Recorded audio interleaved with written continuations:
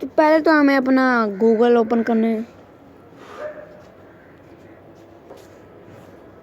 तो हमने अपना गूगल ओपन करना है, इसमें सर्च मारना है मेक माई नेम रिंगटोन, इस पे सर्च मारना ऊपर वाले पे, और फर्स्ट लिंक पे नेम रिंगटोन मेकर, इस पे क्लिक करना है।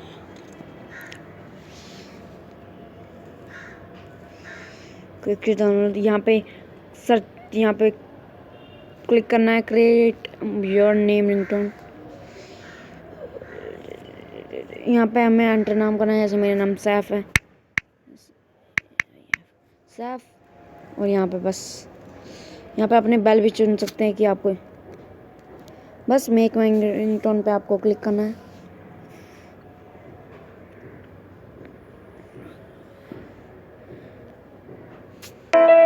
देखिए हमारी ringtone. Seth, please pick up the call. Seth, please pick up the call. Seth, please pick up the call. कि देखा कि हमने अपने नाम की रिंगटोन बना ली इन 1 मिनट। तो वीडियो अच्छी लगी तो वीडियो को लाइक करें, शेयर करें, कमेंट करें और सब्सक्राइब करना ना बिल्कुल ना भूलें। मिलते हैं नेक्स्ट वीडियो में। वंदे मातरम।